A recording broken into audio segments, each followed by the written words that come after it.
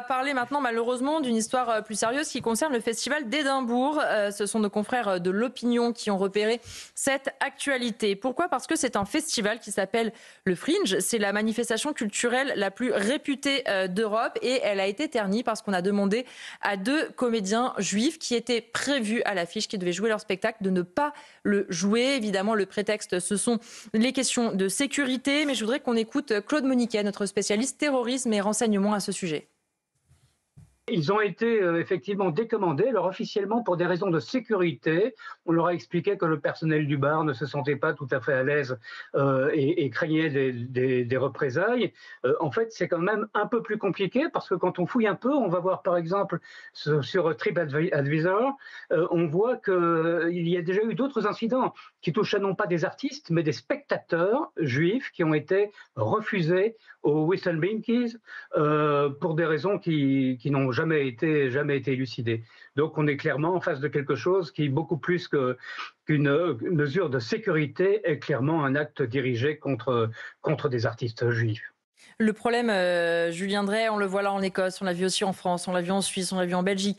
On se cache par hypocrisie en Espagne, on se cache par hypocrisie aussi derrière des prétextes de sécurité. En fait, ce qu'on cherche, c'est à ce que ces 2 comédiens juifs ne se produisent pas. Ce n'est pas une question d'atteinte à l'ordre public. Vous avez dit l'essentiel, évidemment. Tous les prétextes sont bons pour arriver à exclure les artistes ou autre chose.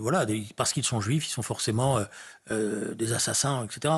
Mais l'Angleterre est un pays qui commence à devenir très inquiétant. Parce que M. Corbyn, en Angleterre, a fondé un parti qui a eu beaucoup d'adhésions ces dernières semaines, plusieurs dizaines de milliers d'adhésions. Et il a plusieurs députés, d'ailleurs, travaillistes qui l'ont rejoint. Et ce parti a comme point numéro 1, dans sa fondation, parti normalement qui doit s'occuper de l'Angleterre, Gaza, la dénonciation de ce qui se passe à Gaza. Et je pense que l'Angleterre va avoir des jours à venir très très difficiles, parce que le communautarisme, qui était le système anglais, est en train d'exploser. Les manifestations, c'est un pays en Europe où il y a eu le plus de manifestations, qui étaient pour le moins dérangeantes quand on regardait le caractère des manifestations autour de Gaza. Donc le modèle communautaire anglais aujourd'hui est en train, d'un certain point de vue, d'effacer la communauté juive. Et d'ailleurs, même les travaillistes qui au départ s'étaient ressaisis, avaient mis Corbyn à la porte, commencent aussi à se dire est-ce qu'on n'en a pas fait trop, etc. On voit bien la pression qui s'exerce. Oui, et puis on voit surtout, Elisabeth Lévy, le 2 poids 2 mesures, c'est-à-dire que ces 2 comédiens juifs sont déprogrammés dans le même temps, dans le même festival.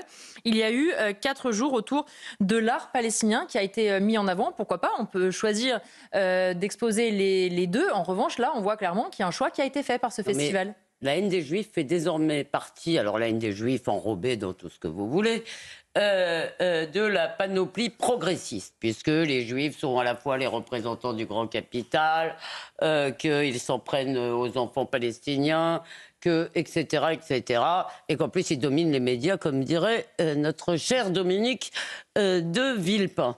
Ce qui est intéressant avec eux, c'est qu'en fait, l'Angleterre, donc, qui avait quand même exclu, les travaillistes anglais avaient exclu malgré tout Corbyn pour des raisons d'antisémitisme, l'Angleterre est en train de créer son LFI.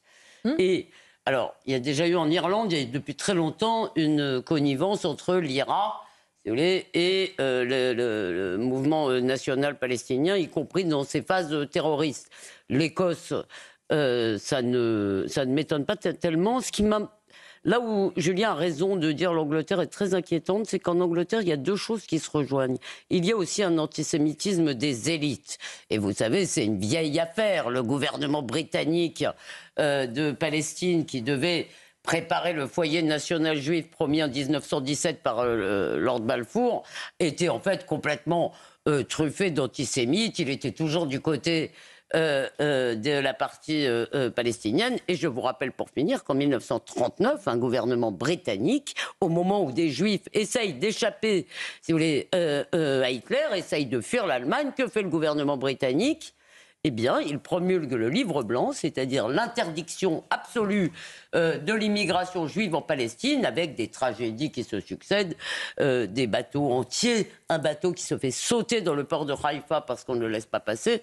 Donc, il y a un vrai coup. Si vous voulez, la politique britannique est quand même sujette à problème depuis un certain temps, mais ce qui m'embête, c'est ça, c'est que c'est très répandu dans les élites. Et les manifs pro-palestinienne, enfin pas pro-palestinienne, antisémite, parce que comme l'a dit Julien, on peut tout à fait être pro-palestinien.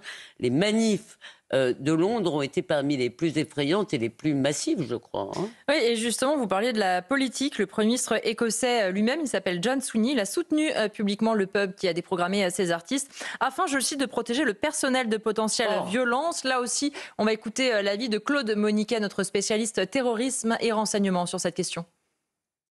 Il faut comprendre qu'en Écosse, il existe un fort sentiment pro-palestinien, entre autres probablement par assimilation à la situation de l'Écosse elle-même, qui se considère, enfin en partie du moins, une partie de l'opinion et du monde politique écossais se considère comme étant colonisée par les Anglais.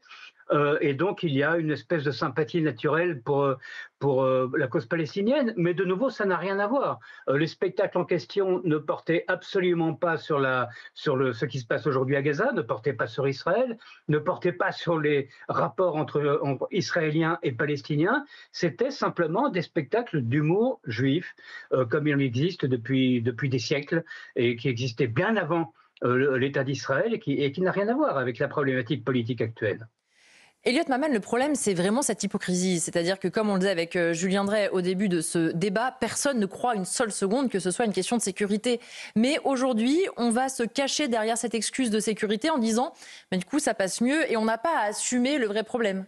Oui, absolument. Et on avait d'ailleurs eu une polémique similaire au Festival international du film de Toronto il y a une semaine où, de la même façon, le directeur du festival avait invoqué d'éventuelles préoccupations liées aux droits d'auteur du Hamas. Diffusées. C'est une notion pour le moins étonnante, mais pourquoi pas. Exactement, alors qu'en réalité, dans une autre interview, il avait aussi dit qu'il avait peur de débordements et de manifestations anti-israéliennes qui pouvaient prendre place en amont du festival et qui pouvaient de toute évidence représenter un risque sécuritaire plus ou moins caractérisé. Et donc c'est vrai que c'est ça qui est particulièrement effrayant, c'est cette espèce de démission par rapport à des artistes. Et en plus, vous aurez tout de même remarqué qu'il y a une espèce de confusion parce que on a parfois des artistes qui peuvent prendre fait et cause, et il me semble qu'on en parlera dans quelques instants, pour des organisations terroristes qui prétendent représenter les Palestiniens, mais qui ne sont pas nécessairement dénoncés en tant que tels dans le débat public, tandis que là, on n'a pas des artistes qui disent explicitement qu'il faut soutenir une espèce d'opération militaire particulièrement massive à Gaza. Non, on a simplement des artistes qui sont de confession juive. Et donc, il y a une espèce d'asymétrie entre la tolérance que l'on accorde aux artistes qui peuvent soudainement exprimer des sympathies particulièrement poussées pour des organisations qui ne représentent pas les Palestiniens, mais qui sont des organisations terroristes, et le manque de tolérance que l'on a à l'égard de personnes dont le seul tort est de toute évidence d'être de confession juive, sans même s'être prononcé sur la politique israélienne. Et par ailleurs, simplement un mot pour rajouter au climat idéologique qui règne à l'heure actuelle en Écosse, on peut tout de même rappeler que non pas le Premier ministre actuel, ni son prédécesseur, mais la femme qui encore précédait jusqu'en 2023, Nicola Sturgeon, avait démissionné sur fond, alors ce n'était pas une affaire qui renvoyait directement à Israël, mais qui rappelait la dimension extrêmement woke de la politique écossaise à l'heure actuelle, puisqu'elle avait démissionné parce que le Parlement de Westminster, donc le Parlement central britannique, avait bloqué un projet qu'elle avait fait voter en Écosse et qui permettait de réduire l'âge à partir duquel un individu pouvait changer son genre sur son état civil. Alors évidemment, il n'y a aucun lien direct, mais en revanche, on a bien vu que les communautés les plus woke et qui allaient les plus en avant sur des revendications LGBT étaient également celles qui, bien souvent, se montraient extrêmement poussives sur une condamnation de toutes les actions qui pouvaient émaner d'Israël. Et donc je trouve que c'est assez intéressant de voir dans quel climat idéologique ce genre de polémiques peuvent prendre place.